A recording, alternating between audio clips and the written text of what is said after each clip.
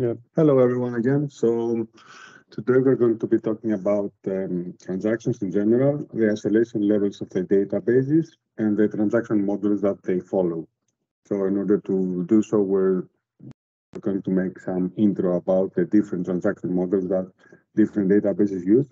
So most of you will be mostly familiar with the ACID set of rules, let's say, the ACID transaction model, which is used by the traditional relational model, which is mainly it says that the A from the ACID means that atomicity, which means that each transaction is going to be considered a unit of work. So either everything fails in that transaction or everything succeeds as a separate unit.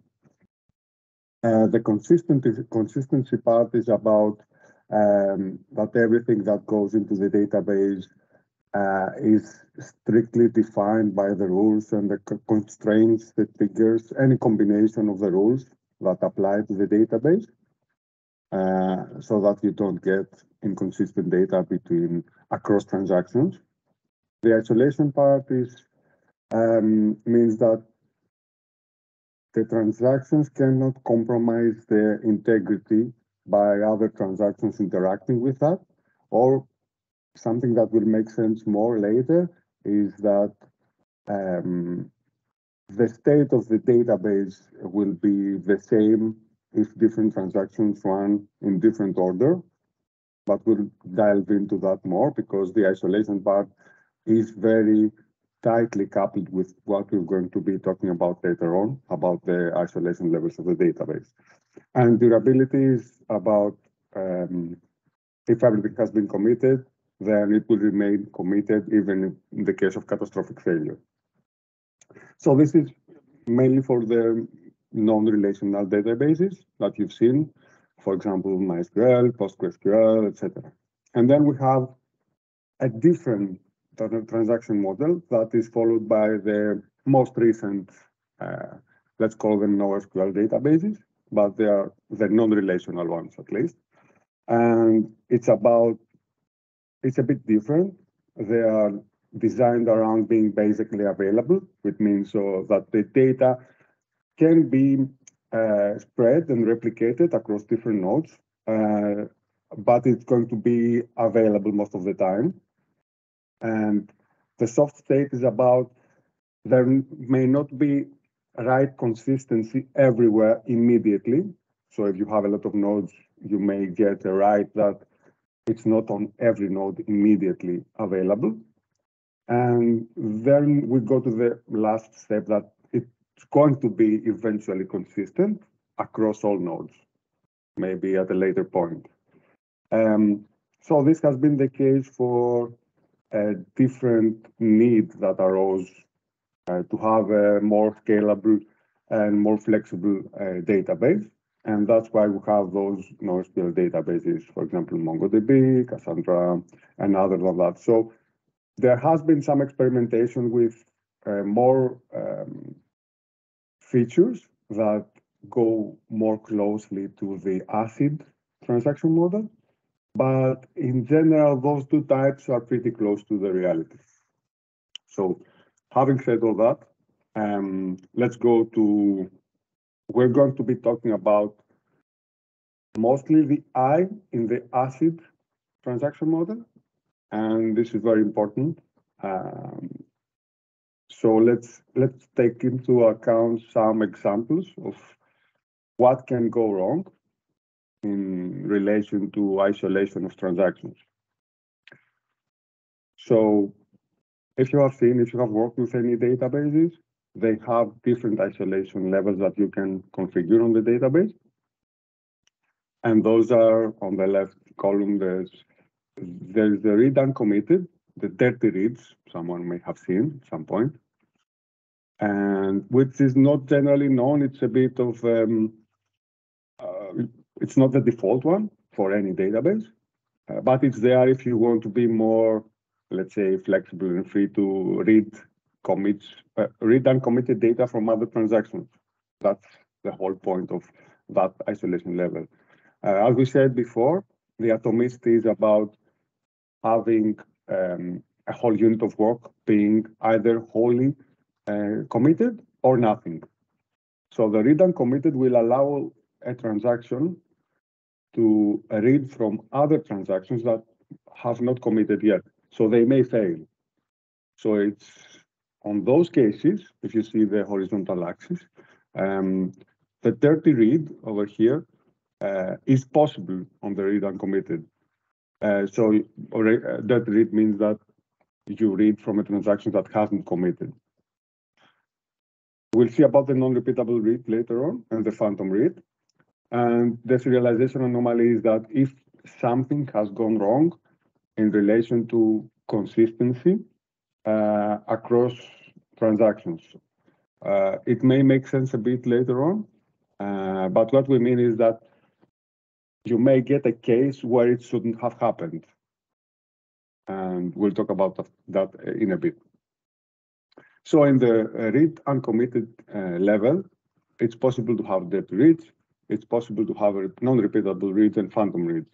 The non-repeatable read is that when you have two transactions and one of them modifies data, so we'll look at them in the next slide, but what can happen in a non-repeatable read is that you read some data, then another transaction comes in and updates the data, and if you reread the same data afterwards in the first transaction, if it hasn't, if it's later than the modification from the other transaction, you'll get the modified data, which is not good because you may have taken some decisions based on the stale data that you had before, and now you have two values for a specific role, let's say, that you have selected, and that may create some problems. And we'll look at it at the next slide. And the phantom read is something of equal value, but it's not about updated data. It's about new data being available in the database. So if you select a number of rows and another transaction goes in and inserts some other rows, you will be able to see them if the first transaction has begun before the second transaction adding rows, and you'll be able to look at those different data. When you say you can read essentially data coming from other in-flight transactions, are we talking about transactions that will eventually succeed, or you might read data from a transaction which might also fail? Yeah, that's a good question. On the read uncommitted level, you will be able to read the data from transactions that that haven't been able to commit. That's the difference. Yeah, but for all the other levels, it is implied that the transaction, the second one, must have succeeded completely. Otherwise, it's not visible. Yeah. So there is a chance that the data that you read might end up failing at the end. On the first one, on the read uncommitted. On read uncommitted, yeah, someone may start adding rows. A transaction may start adding rows or updating data, and you will be able to see them even if that fails and they were never committed into the database. For every other situation, the data from the second transaction must be committed, otherwise it's not visible. Great, thank you. Oh, yeah. So we'll see the details about the non-repeatable read and the phantom read. Let's slightly talk about different isolation levels. So the read committed one is the one that is the default on PostgreSQL, for example, which says exactly what we said a bit before, that you need, in order for data to be visible from across transactions, you need to have them committed. So that's why on the dirty read one, it's not possible to have a dirty read on a read committed level. So if you have the default installation of a PostgreSQL, for example, and if you have concurrent transactions, if one of them fails, you can be sure that the data that it was manipulating will never be visible to other transactions. However, it is possible to have a non-repeatable read or a phantom read, and that can lead to some kind of serialization anomaly in the database and across transactions. The next level it's called repeatable read because it alleviates that problem. It can be called snapshot isolation level, but there are some differences across implementations. So it's more or less the same thing, but it's not exactly the same. But we consider it to be the same because usually, if you are going all the way from read committed, you probably end up in a serializable isolation level selection, unless there is a very specific case that you want to solve. And for the repeatable read, you can solve or not have the problem of non-repeatable reads, but you can still have phantom reads, which we will see on the later slide. And though that can end up in a serialization anomaly. And then you have the serializable isolation level, which is the default one that the SQL standard states that it should be, but not all databases have it as default, even though it's considered the safest level to be consistent, to have consistent data. So none of the edge cases here are possible. You may have some false positives in that isolation level. We'll see them later in the presentation if we have some time. But in general, it's considered as the safest and the strictest level that you can possibly have to a database. So let's move on and let's see what a non-repeatable read is. Right, it's a very simple example. We can go into some more details if it doesn't make sense and have some more examples. So let's say that you have a transaction. A block of this block implies that we have a begin and a commit here. So we consider it as a successful transaction, and we don't think about unsuccessful ones that roll back. Those are only for the read and commit level. So you have a first transaction that selects something from a database. You say that we have a table with the break title and what time we have break. And so you'll get this entry here. Then a second transaction, while this one is in progress and does some other things during this time over here, a second transaction goes in and updates the time that we have it earlier, for example. This means that this will succeed, and this one will, if it selects the same data, it will have different values for the times there. The break is should be lunchtime here. I forgot it, but anyway, this should be lunchtime. So it's the same row across the three examples here. So you have a different data modifying the row that you have selected, and the first transaction can see both, which is not correct because let's say, for example, that you have a banking system and there is a limit on the money that you can withdraw from the bank, right? And let's say for the transaction A, it goes in and says, okay, I want to withdraw an X amount of money. And the X amount of money is my daily limit.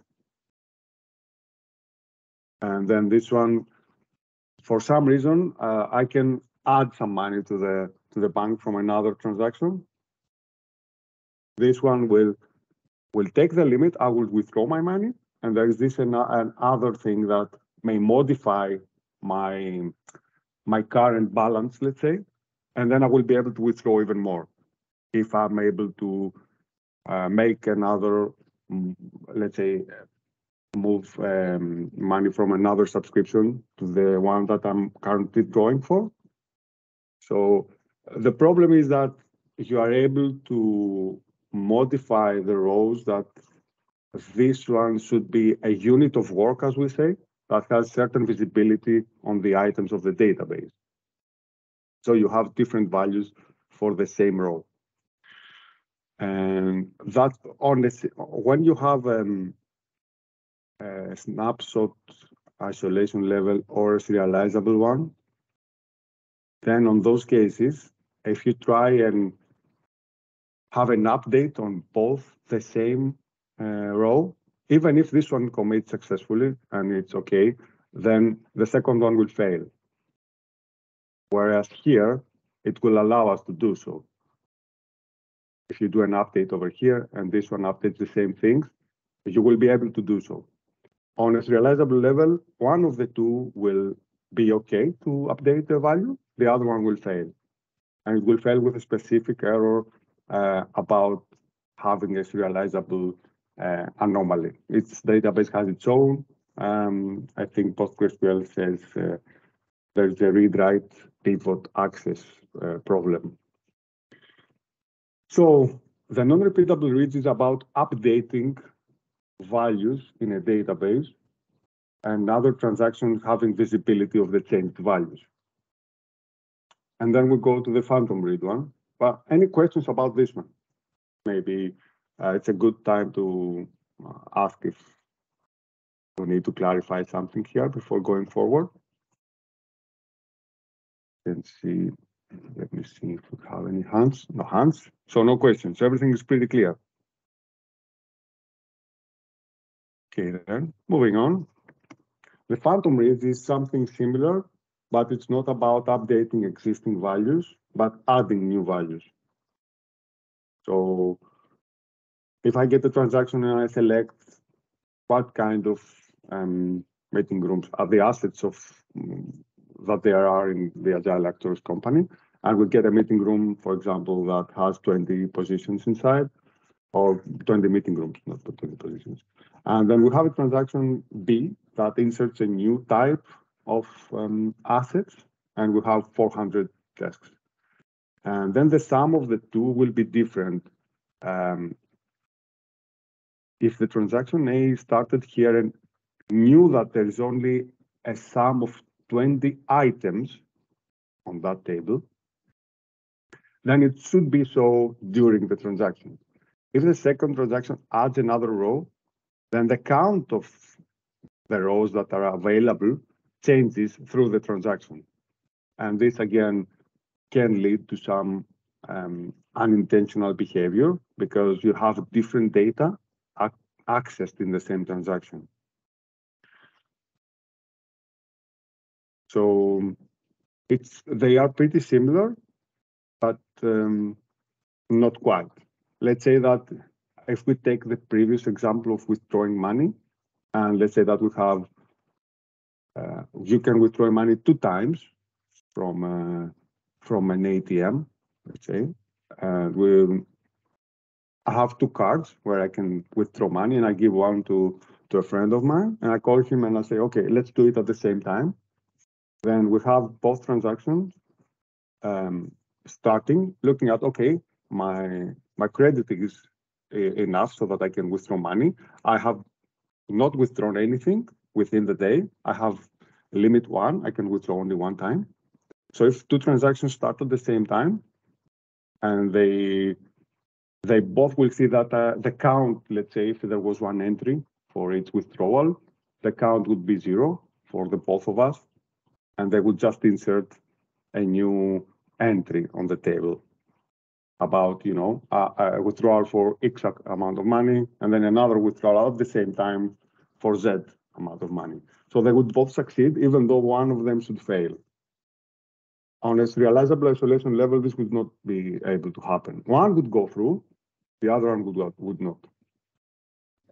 Yanni, quick one. Yep. You know, always trying to link, you know, the very good examples that you have with things, you know, with some scenarios that we might encounter while writing code. Can I assume that this? I mean, this one, right? I mean, in you know, in high concurrent, let's say, systems, right? That we have multiple threads, for instance, accessing the code.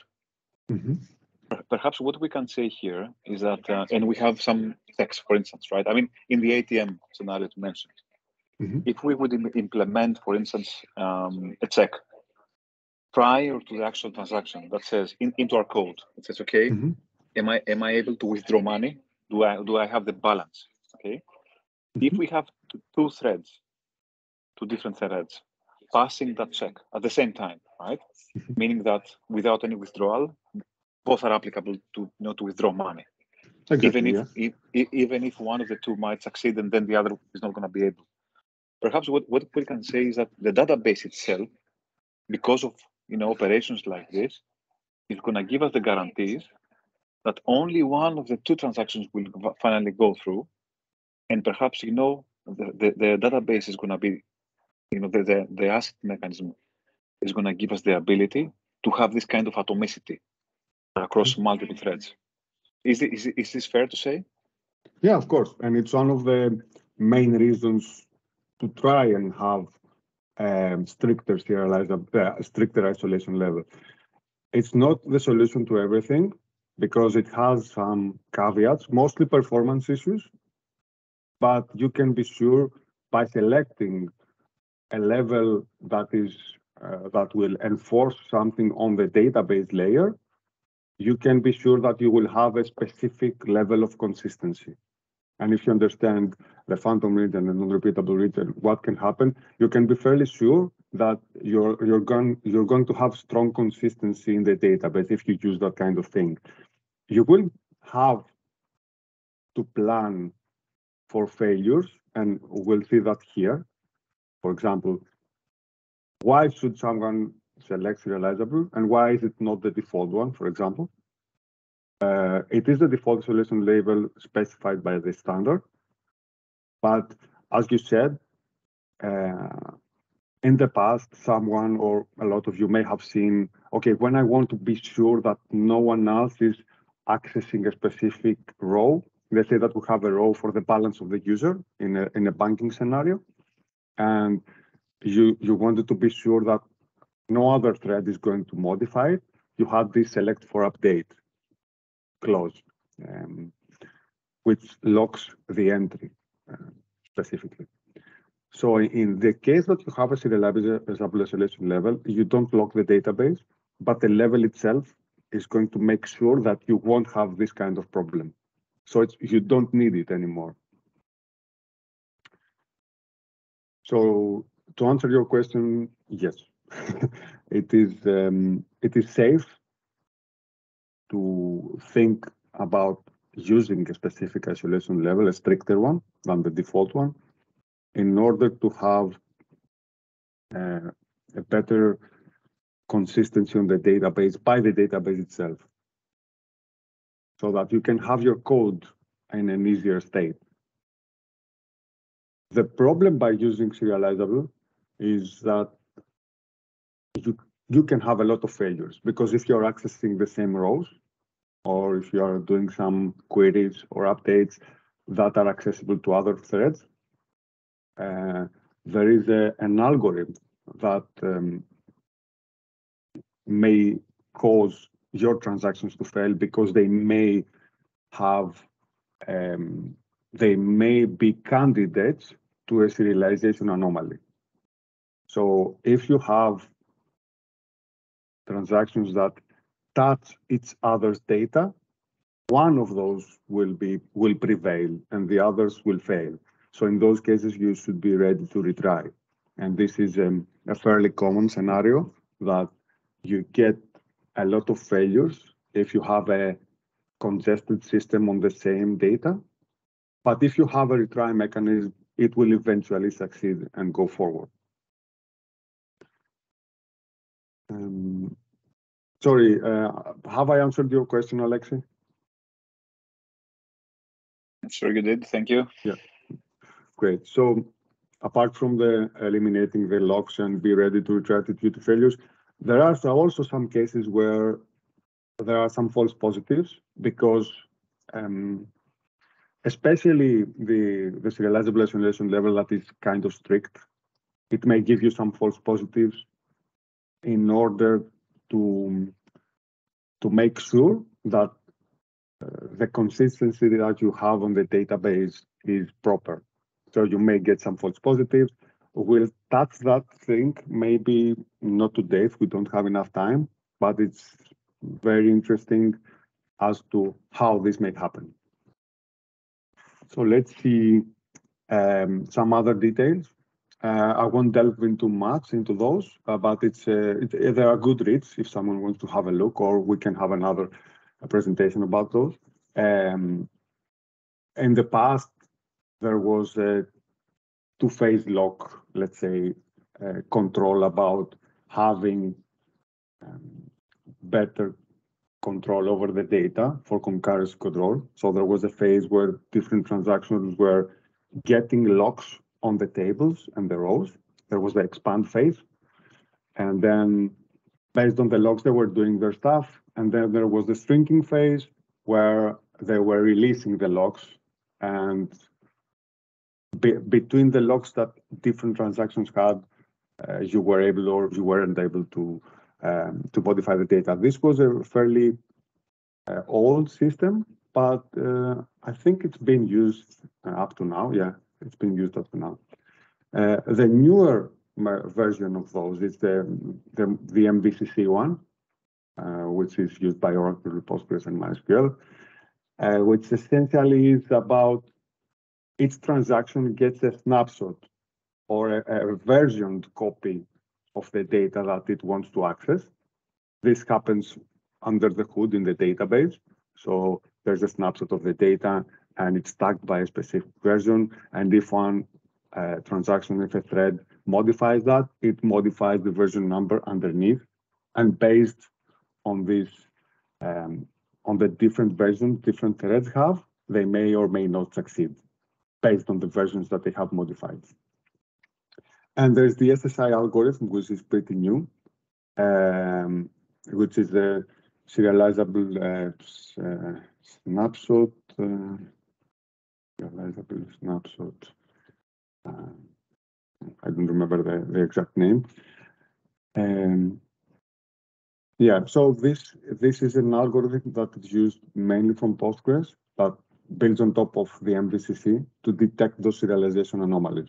And this one that may give you some false positives, but on the other hand, it's very strict, and it's the integrity that you get from that, it's very good. So you don't get any serialization anomalies from that one. And some things to read on or talk about in the future is about when we're talking about serializability, up to the point where we had multi-node or distributed systems, the serializability was the strict serializability, as we say. So when we say strict serializability, is serializability with linearizability. So this is it's a big topic, but linearizability has to do a lot about having the proper time of operations, because serializability can switch the transaction order.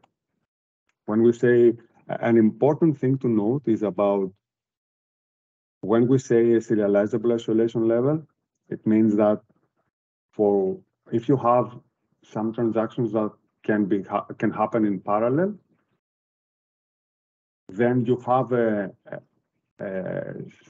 serializable isolation level if you can run them in serially and you get a specific result in the end. So if you mix and match the order of the transactions, you can get only one result and not a result that cannot be evaluated by running them serially. And we'll see one example for that. To say it in other words is that if you take them and run them in parallel, then the result that you will get must be one of the results if you run them in serial order. So if you have two, you can run them the first one and the second one, and then the second one and the first one. If you run them in parallel, you'll reach the result where one of the two cases were possible, because there is a possibility that you reach a result in the database when you run them in parallel that can't be reached when you run them serially. I know it's a bit weird, but we can have it as an example and you'll see about it. So we can have a look at some code. We don't have much time, but I'll try to be a bit quick about it.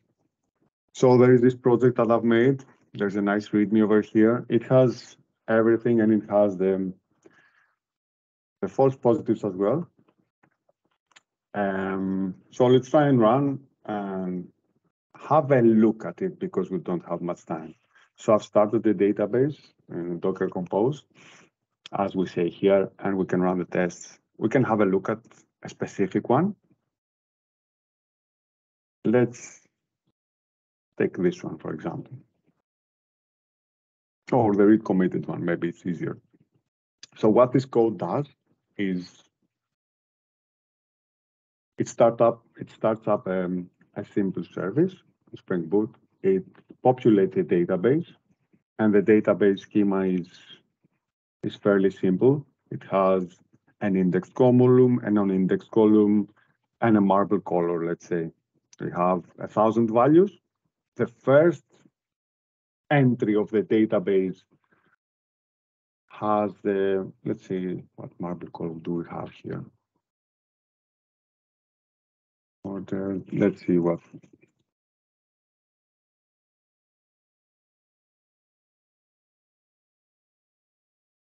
Okay, we have the first one. Where is the first one?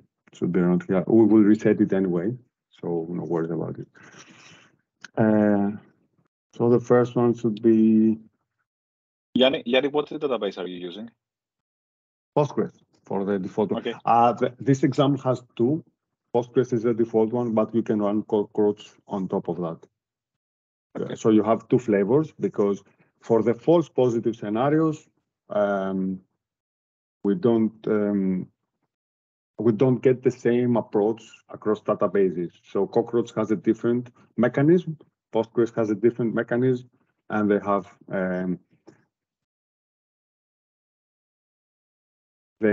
different results, let's say. The result is the same, we have integrity on the database, but the path to the result is different. So you get some false positives that you don't get on Cockroach, for example. You get them on PostgreSQL.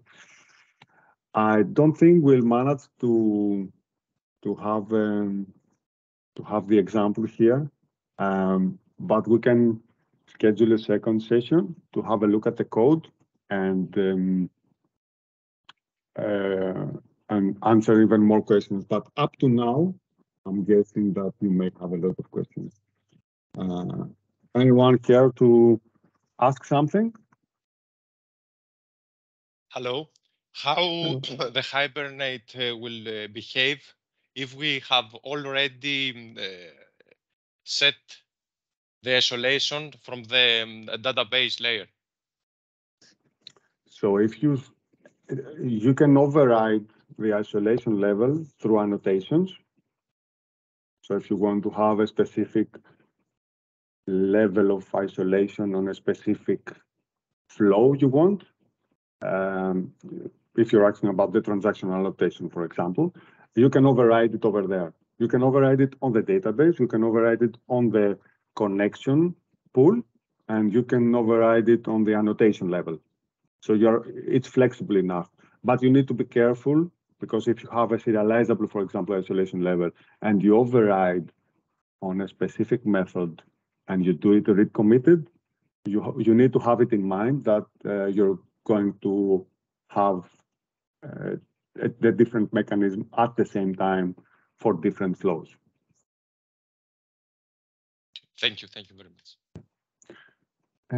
Alexandros? Hi, Ioannis. So my question is basically mostly on your first example on when we update the same row. Is this something that we treat on the configuration of the database, or something that we'll treat on the code? For example, there is a chance that we get the older value for 20 or get the newest value. So do we treat this on the configuration of the database or in our code? So that you have the ability to do it in both cases. So if you have a read committed level and you expect this kind of thing, then you have to handle it in your code.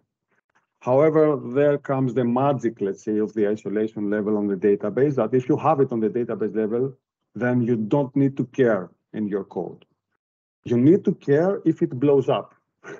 because if it blows up, you need to retry and it will eventually succeed. But you don't need to have an additional mechanism to check, okay, if the value has changed and what's that change of the value and what do I need to do if the value has changed. You don't need to do that in your code because the database will force your transaction to fail, one of the two at least. So if you have a retry mechanism, you will retry it from the beginning, having the new value as the first. And you know that this is not able to change during the transaction. Is that more clear? Yeah, thank you. Alexi? Trying to extend a bit the previous questions. I don't know if there's a possibility to enforce the transaction isolation level from the database. And the reason I'm asking this question is that we see that the software as an ecosystem, right, of applications linking together. Database is another part of the ecosystem. When designing the application, though, I mean the requirements of having or not having, let's say, this feature, right, and what isolation level we might want to enforce it so that even if someone uses for we don't know for what reason, we might have for instance a code wrongly committed with a change in the isolation level, and for that reason we might encounter production issues, right? So what I would like to understand is whether, if you have seen it before, there is a way to ignore the application configuration in favor of what has been set in the database level. Yeah, I haven't seen it, to be honest. I expect it. Don't know if it happens or if you need to have extra configuration in the database. What I have seen is the opposite, that you need to override the default isolation level of the database because you don't need to be that strict. So I'm not sure if it says if you're able to do so. I mean, to enforce it from the database part. Yeah, I don't have the answer, right? So I'm just asking myself, what would be the best practice there to keep it, a bit more, I don't know. Yeah, it's up for discussion, I guess. I think the best practice is, a good practice is to actually know what you have in your code. So it's better if you explicitly set it because you know what you're doing and not leave the defaults, for example. Because there is an example that, for example, CockroachDB is very similar to Postgres, right? It's more or less the same. However, they have different default isolation levels. CockroachDB doesn't have anything less than serializable. The default one is serializable. And if you try to make a move from CockroachDB to Postgres, mainly the other way around, because Postgres has the default as read committed, which is more relaxed. So if you have an application that works well on CockroachDB that is with a serializable isolation level, you may encounter, it may be okay to have it as read committed, but it may not be okay to move from a read committed one to a serializable because you may see some errors, or the other way around. I mean, when you change database, it's best if you have it enforced on your data source, on your application, and in your tests, so that you know what you have tested with and what you actually enable your application with, and not the other way around. Because you may have your tests locally with read committed, and then the database enforces serializable on you, and you get errors. And you don't have those errors in your testing environment, let's say, because you tested with read committed. I see. Just before passing over to Nikos for his question, I had noted another one on the slide that you were showing us the definition of facet and base. Would it be fair to say, would it be fair to say that asset compliance goes with relational database and base goes with NoSQL or document database? Yeah. I think if I wasn't explicitly saying it, that's the main idea behind it. Yeah, because the asset one is more close to the relational databases like Postgres and MySQL and those one. And base is mostly about the free and the more flexible MongoDB, Cassandra, and NoSQL E, not databases. So yeah, you're right about that. ACID is more about. You might have mentioned it and I missed it. No worries. I mean, it's better if you clarify. Yeah, but thank you. Nico? Of course. If we are using a scroll cursor in a transaction, and we have two options. We can set a serialization level, or we can lock the entire table. From your opinion, what is the best way to do that? For me, locking is not a good answer in general because it was open. The transaction will be open. I think that it's the biggest for me. What do you mean by that? By open? When we have a scroll cursor, we hold how. I mean, you have it always open and you just read it through. Yes. But if you lock it, then what kind of lock is that? Do you update the database, or is it just a read only? Read only. I don't think it matters because in order to have a conflict or a serialization anomaly, you need to have modified data. But if you don't have modified data, you don't need the added, let's say, performance hit, which is small, but there is a performance hit if you use a serializable isolation level because the database holds some read locks and some locks that don't actually deny access, but it needs to understand if there is conflict across transactions. So you remove that over, let's say, or you remove that weight from the database. Okay, thank you very much. Yanni, if I can comment on this, I think that, and perhaps this might be a good thing to highlight as a title, right, to what you're presenting, is that I don't think that there is an answer, right? There's the solution that fits all answers, right? And in most of the cases, all the solutions are related with a business case that we have to solve. Therefore, Nikos, you might encounter cases where you have to do the one, let's say, the thing that you said, and you might have another business feature that you have to implement, and you might use the other one for different reasons, right? What's very important though is to be able to have the awareness about why you're using it, to know the existence, and then decide how to move on and design this. I think that this is the highlight of what Ioannis is presenting. Yeah, of course.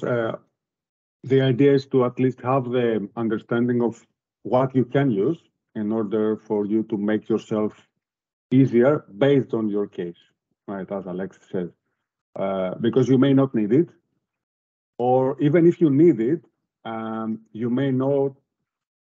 you should not go at great lengths to do the same thing on your code manually if the database has this feature, let's say. So if the database allows you to have consistency on the data based on those specific scenarios, then why not use it and do it manually yourself? Because knowing that you can have these features and have it readily available from the database, it's even better than manually doing it, and you can focus on the actual business cases and not so much about the anomalies that you may get. Thank you. So we're a bit off the mark here. We weren't quick enough to show code and go into more depth, but we can do it at a later time. And yeah, I'll be happy to see you again. Great presentation. Thank you, Yanni. Thanks. Bye-bye, everyone. Thanks, Ioannis. Thanks a lot. Thanks for sharing. Thanks, guys. Bye. Have a nice weekend. Thank you. Bye.